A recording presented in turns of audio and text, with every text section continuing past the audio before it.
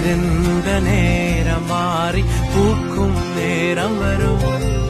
நீ பூத்து காய்த்து கனி கொடுத்து வாழ்க்கை மாறிவிடும். உன்னை பார்த்து நகைத்த உறவுகள் எல்லாம் மீண்டும் கூட வரும். நீ நீதியின் வாழ்க்கை வாழ்ந்தவன் என்று ஊரே பேர் சொல்லும். மனசே